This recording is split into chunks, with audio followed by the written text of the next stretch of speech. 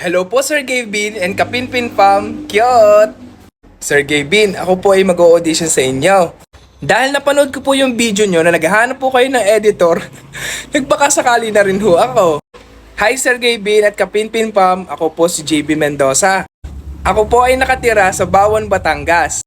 Uho, ako po ay Batanggenyo. Sir Gavin, Kapinpin Pam, ako po ay mag-audition. Napanood ko po Sir Gavin at Kapinpin Pam yung inyong video about sa finding editor. Sir Gavin, ako ho'y nagagawa din ho ng vlog din ho sa Batangas. Pag-usapan hong nag-e-edit ng video, ay ako naman ho'y nakakapag-edit din.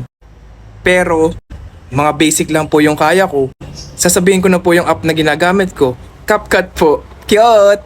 Ako ho'y nagbabaka sakali lang. Dahil kayo po talaga idol na idol ko.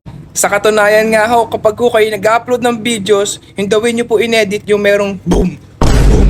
Gayon, na-influensyahan nyo ako, yun po ang ginagamit ko rin sa pagbablog ko.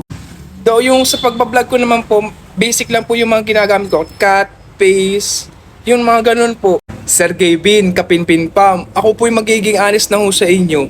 Naging interesado po ako sa inyong video doon sa paghanap ng editor. Dahil nakita ko po yung mga credentials po ng editor na hinahanap nyo. Yung mga Adobe ho. Yun ho, hindi ko kayang gawin pa. Ako ho talaga willing to learn. Gusto kong matutunan din yung mga Adobe kung gayon ho.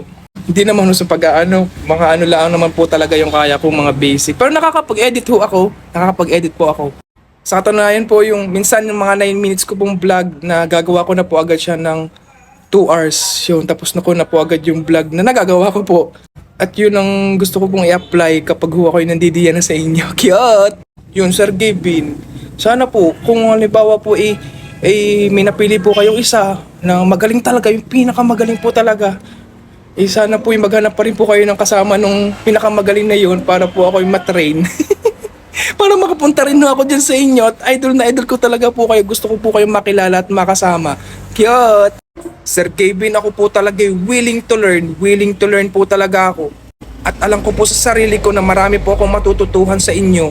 Sa ngayon po, basic pa lang po yung panlaban ko pero kakayanin.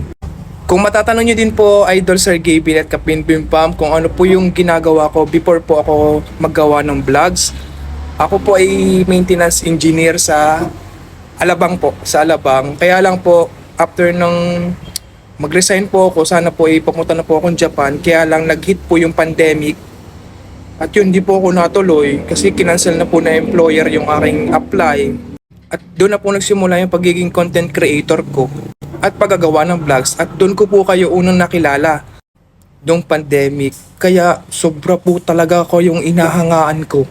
Sir Gavin, Kapinpin Pam, kung hindi man po ako mapipili sa audition array, okay lang ho. Basta ho, lagi po ako nandito para sa inyo. So, suportahan ko po kayo hanggat ako'y nabubuhay. Promise, Kapinpin Pam. At maraming salamat din po sa pagiging inspirasyon po sa aming lahat. Sa inyo po mga viewers, kami po mga viewers nyo, talaga pong nabibigyan nyo po kami ng saya sa aming mga puso araw-araw. Thank you so much, Kapinpin Pam. Muli, maraming salamat po Sir Gavin, Kapinpin Pam. Cute!